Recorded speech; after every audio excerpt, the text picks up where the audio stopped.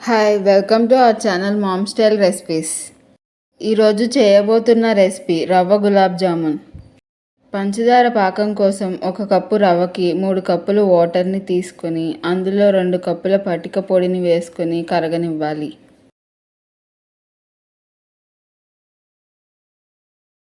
ఈలోపు మరొక స్టవ్ పైన కళాయి పెట్టి 2 టేబుల్ స్పూన్స్ నెయ్యి వేసుకుని వేడెక్కాక 1 కప్పు బొంబాయి రవ్వ వేసుకుని ఎర్రగా వేయించుకోవాలి.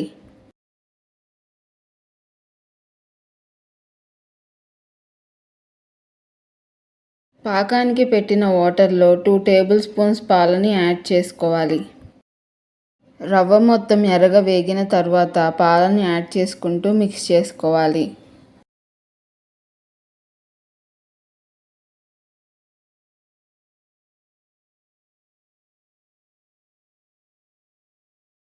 అలాగే 2 టేబుల్ స్పూన్స్ పటిక పొడి, మరొక కప్పు పాలు, యాలకుల పౌడర్ వేసి మిక్స్ చేసుకోవాలి.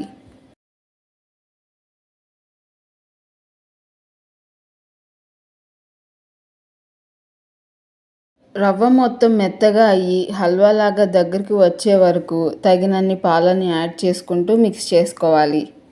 రవ్వ మొత్తం దగ్గరికి ఉండలాగా వచ్చిన తర్వాత స్టవ్ ఆఫ్ చేసి 4 నిమిషాలు చల్లారనివ్వాలి. చల్లారిన తర్వాత బాగా మెత్తగా పిసుకుతూ కలుపుకోవాలి. ఎంత బాగా పిసికితే అంత బాగా ఉండలు వస్తాయి.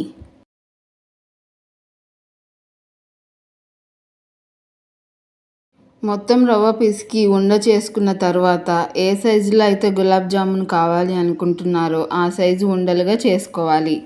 ఉండలుగా చేసుకునేటప్పుడు పగుళ్ళు ఉండకూడదని గుర్తుంచుకోవాలి. ఉండలు చేసుకోవడం అయిన తరువాత స్టవ్ పైన కళాయి పెట్టి ఫ్రైకి సరిపడా నెయ్యి వేసుకొని ఈ ఉండలను వేసి 2 ప్రక్కల ఎర్రగా వేయించుకోవాలి. ఈ విధంగా ఎర్రగా వేగిన తరువాత తీసి పక్కన పెట్టుకొని స్టవ్ పైన పెట్టిన పాకంలో పటిక కరిగితే స్టవ్ ఆఫ్ చేసి చల్లారనివ్వాలి. ఆ తరువాత వేయించి పెట్టుకున్న ఉండలు పాకంలో వేసుకోవాలి.